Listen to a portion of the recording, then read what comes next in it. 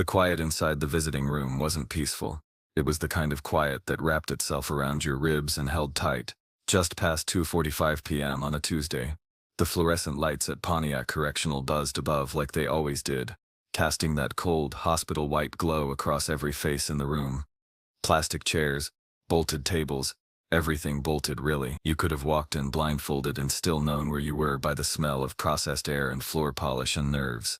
Nobody spoke above a whisper. It wasn't a rule, it was just what the room demanded. At one of the center tables, Arthur Hayes sat across from his wife Lena Vance. Arthur wore his standard beige jumpsuit, collar loose, hands folded on the table like he didn't trust himself to move them. He wasn't a big man. Medium frame, square jaw, deep eyes that looked more like a hiding place than a window.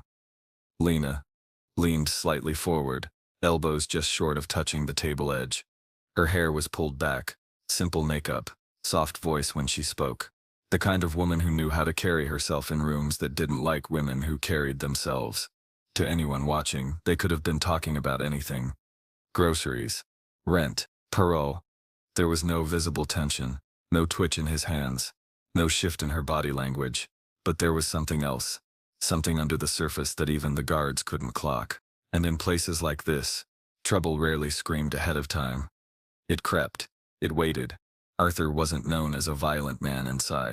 His record read, aggravated battery, but the details were muddy. Bar fight, someone got hurt. No weapon.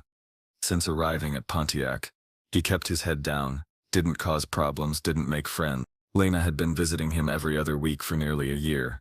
Always on time, always polite.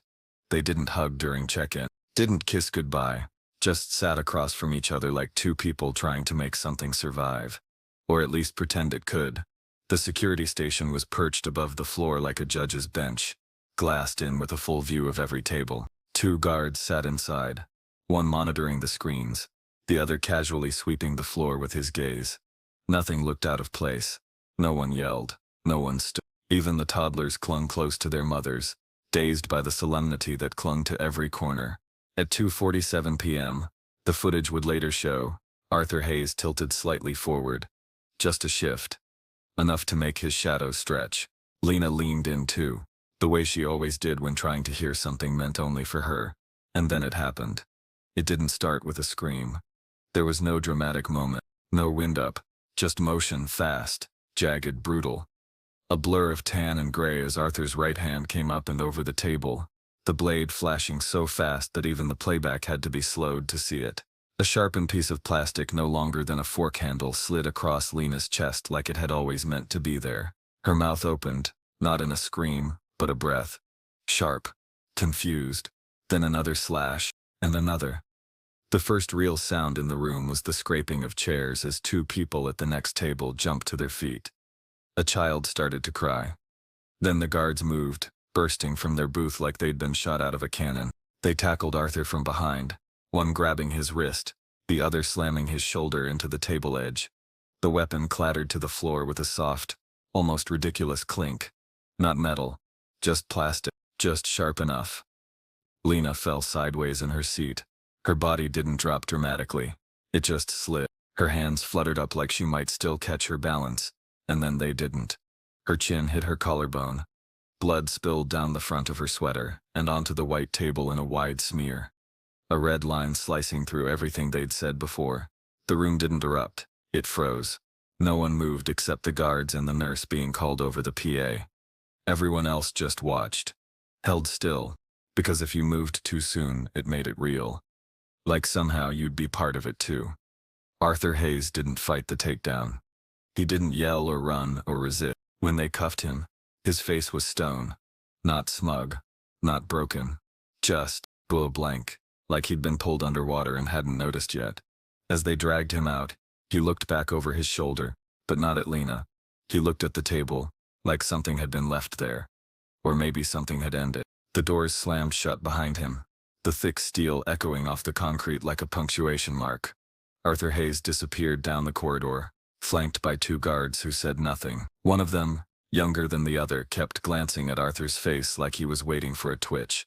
A blink, some sign that the man had even registered what he'd just done.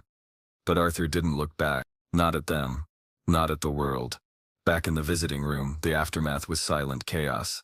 Lena was still breathing when the nurse arrived, but barely, gurgled, shallow breaths. Blood had pooled on the seat beneath her, dripping in small rivulets off the edge of the plastic chair. The guards tried to keep visitors calm, but calm wasn't on the menu anymore. People were crying. Kids were ushered into corners. Some inmates had already been escorted out, arms behind their backs, hands shaking, not from guilt, just from what they'd seen. The paramedics came fast, but it didn't matter. Lena was pronounced dead her body was covered and wheeled out under a gray sheet. But everyone knew who she was. Everyone remembered where she sat. And no one, no matter how much the warden later insisted otherwise, ever sat at that table again. Word spread fast through the prison. A visitor had been murdered by her husband in plain sight. The questions came quicker than the answers. How did he get a weapon past the search? Why wasn't he restrained? Did he plan this? And the one that burned, hottest. Why her? Arthur said nothing that night. Not during the strip search. Not when they asked if he understood the charges being prepared. Not when they locked him in a segregation cell, alone with a thin mattress and the sound of his own breath. He just sat, unmoving, not asleep, not awake. A man trapped in the echo of what he'd done. The investigation started before the blood was even dry. State police were brought in. Internal affairs. Crime scene techs. The visiting room was shut down indefinitely. Evidence bags multiplied, chair samples, pieces of the plastic weapon, the security footage, Lena's sweater, and Arthur's clothes. A full forensic sweep was ordered. They found the weapon quickly. It was crude but effective. A sliver of white tray plastic, shaved into a jagged point, wrapped with a torn strip of fabric for grip. No metal. No obvious shape until it had been reimagined as something lethal. The guards swore they'd searched Arthur like every other inmate. He had no prior incidents, no flags, no reason to suspect him of anything. But somehow he'd brought that piece in. Somehow, he'd known how to hide it. And he knew when to use it. It wasn't long before detectives started digging into their relationship. Who was Lena Vance, and what could have caused her husband to kill her in such a cold, deliberate way? Lena was 38 years old, worked as a nursing assistant before Arthur went inside. Never had a criminal record. Her friends described her as warm, quiet, loyal to a fault. They'd met Arthur about 3 years before the incident. A few were surprised she stayed with him after his conviction, but she'd told them he wasn't like that. That what happened the night of his arrest had been an accident. Something he regretted. She believed in redemption. She believed in Arthur. They had gotten married while he was in county jail, a small courthouse ceremony Lena arranged herself. She visited often, sent money, wrote letters, stayed loyal, until her last breath. It wasn't until detectives started going through the letters that things began to make sense. At first, everything looked normal. The letters from Arthur to Lena were slow, cautious, sometimes even tender in their own stiff way. He asked about the cat, about Bill, asked when she'd visit next. But 2 months before the murder, something changed. The letters got shorter. Blunt. There was a shift in tone. Questions that didn't read like small talk anymore. You ever lie to me about something big? I keep thinking there's things you never told me. You ever look me in the eye and just pretend? There were no answers to these questions in the envelopes. At least, not ones that could explain what came next. But the surveillance logs helped. 1 week before the letters changed, Arthur had received a visit from someone else on his list. Not a family member, not a lawyer, a friend, according to the paperwork, someone he'd known years ago. The man sat with Arthur for nearly an hour. And when investigators tracked him down, he was hesitant to talk. Eventually he cracked. He told them they'd been catching up, talking about the outside, about Lena, about how different she was now. And then, offhand, maybe trying to sound clever, maybe trying to sound informed, he said something that detonated Arthur's world. You didn't know she used to be a man? Arthur, he said, froze. Asked what he meant. The man tried to play it off, said it wasn't a big deal. Said she was a good woman regardless. Said it didn't matter. But to Arthur it did. They didn't fight. Arthur didn't explode. But after that visit, his letters changed. His eyes changed. The weapon was shaped. The next time Lena visited, she died. The state called it a hate crime, rooted in deception and fragility and prison-bred rage. The prosecutors built their case brick by brick. Arthur didn't just snap. He planned it. He built a weapon, waited for her to walk into that visiting room, and took away the only person still in his life. The courtroom was packed, but the air felt thinner than it should have. Every seat taken. Every hallway buzzing with people whispering about the prison murder. About the trans woman who died in front of security cameras.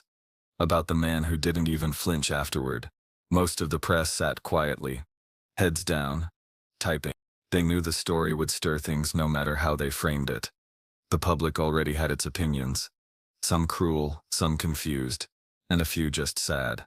The trial wasn't just about Arthur Hayes now. It had become about everything people wanted to argue about.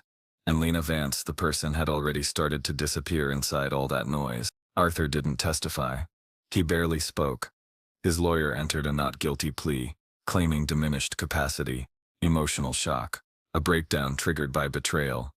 The defense leaned into the narrative of the prison, the isolation, the stress, the tightly wound masculinity.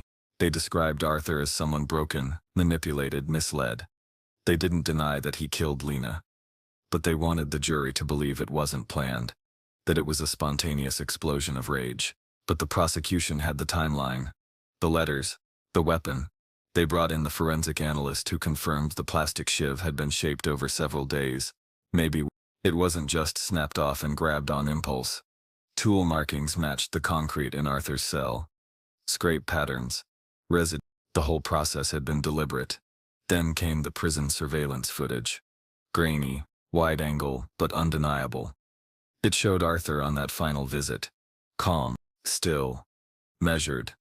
Then that jolt of motion, so fast and so direct that even in slow motion, it made people in the gallery flinch. You could hear a few gasps, muffled behind palms. Next came the letters. A court clerk read them aloud.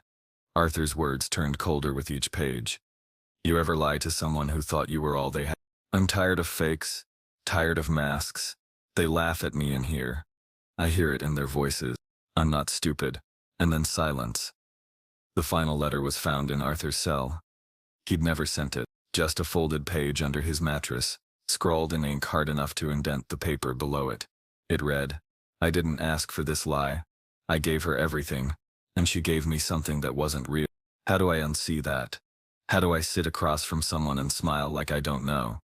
It wasn't a confession, but it was close enough.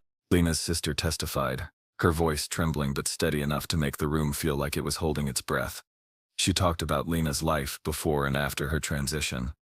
How proud she was, how scared sometimes, how much she loved Arthur, even when nobody else understood why.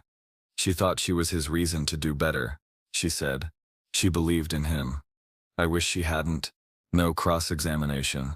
No need. The prosecution rested with the kind of stillness that only comes when you know the facts did most of the talking for you. The jury took 2 hours. Arthur Hayes was found guilty of first-degree murder. The judge didn't make a speech, just handed down the sentence. Life without the possibility of parole. Arthur blinked once, didn't flinch, didn't speak. He was escorted out the same way he'd come in. Head down, mouth closed, hands cuffed in front of him like he was still just waiting for something to begin. But it had already ended. After the trial, Pontiac Correctional initiated a review of their security protocols. The pat-down procedures were adjusted. Officers received retraining. The list of approved visiting items was slashed in half. The tables in the visiting room were replaced with smooth, rounded units made of solid resin. No sharp edges, no hollow spaces. But none of that changed what happened. The stain had sunk too deep. Guards talked about the table like it had become haunted.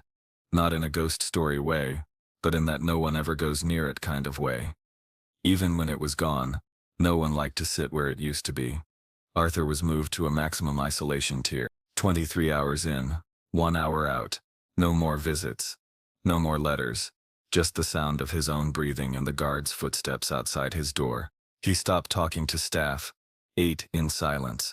Didn't even request books or a radio. Whatever flicker had lived inside him before. Lena died had been snuffed out by his own hand. Lena's funeral was private. Her family didn't allow media. They buried her in a small cemetery outside Kankakee. Only a dozen or so close friends and relatives in attendance. Her sister gave a short eulogy.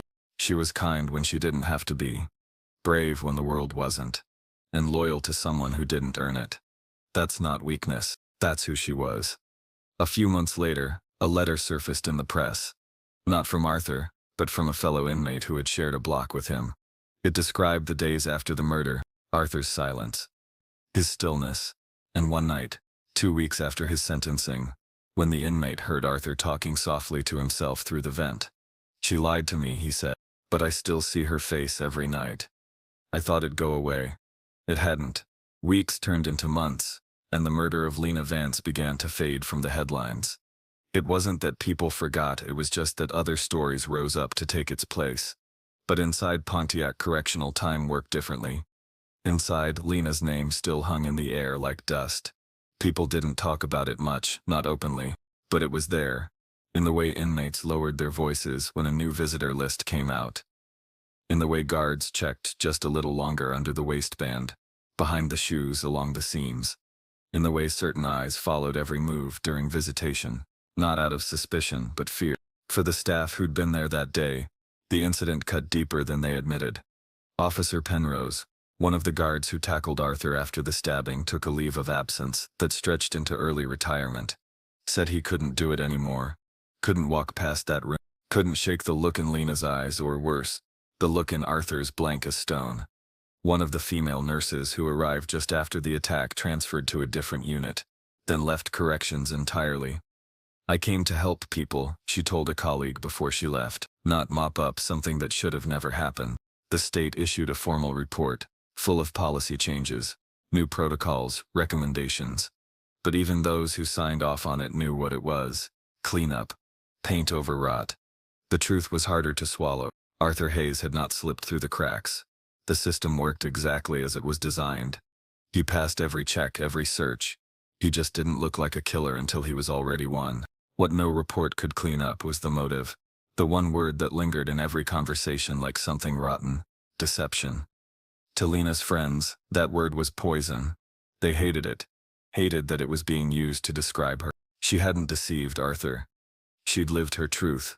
She didn't owe him a transcript of her body's history. She'd stood by him when no one else did. Gave him love. Gave him time. Gave him every damn thing she had. And in return, he gave her death. But to Arthur, the story was different. 2 months after the murder, during a required psych evaluation, he spoke. Not much. Not enough to qualify as a confession, but enough to leave the room heavy. "She knew," he said. "She knew what that would mean in here. What it would do. She let me sit across from her like I was a joke." The psychologist noted his tone: flat, resentful, not overtly angry, but thick with something toxic. When asked if Lena had ever threatened him or tricked him or hurt him, Arthur said no. Just shook his head. "She lied without lying," he said. "And I couldn't unhear it once I knew." The psychologist asked if he regretted it. If, knowing what would happen, he'd do anything differently. Arthur blinked once. Thought. Then said, "I regret that I didn't know sooner." That was the last session he attended. After that, he refused further evaluations. Went back to silence. Back to staring at the wall while the world passed him by. Outside the prison, Lena's story took on a life of its own. Advocates for trans rights began using her name in speeches. Candlelight vigils were held. A mural went up in her hometown, painted across the side of an old salon where she used to get her hair done. The words beside her face read, in bold block letters, "Truth is not a crime." But for every post honoring Lena, there was another twisting the story. Online forums lit up with conspiracy, with hate, with arguments about disclosure and entrapment, and what people deserved to know. Her death became a talking point, a debate, the kind of thing strangers used to score points in arguments. And with every comment, every share, the real Lena faded a little more. Her family stayed quiet, refused interview, declined podcast requests. They knew the circus wouldn't bring her back. All it would do was reopen the wound, pour salt into something already raw.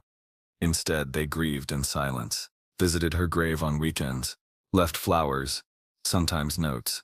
One, left by her sister in a plastic sleeve, read, "You were never alive. You were the only honest thing he ever had." Inside Pontiac, Arthur aged. His hair grayed early, his shoulders hunched.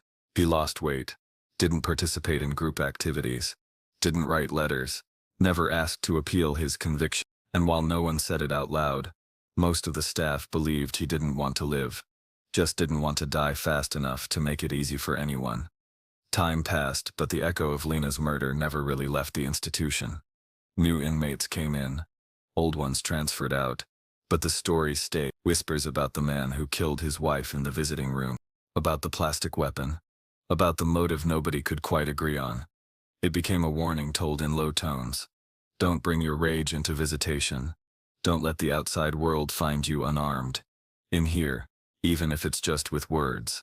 Arthur Hayes remained in his cell year after year, a silent fixture in the deepest corridors of Pontiac Correctional. No disciplinary write-ups, no outbursts. He followed every order, took his food, took his meds, and said nothing.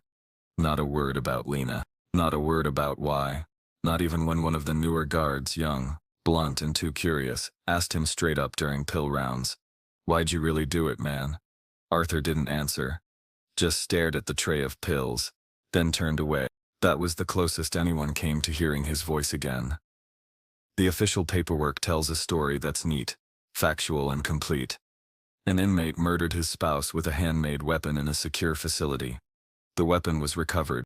The perpetrator was apprehended within seconds. The motive involved a personal revelation and an alleged sense of betrayal. The investigation was thorough. The trial, official, justice, served.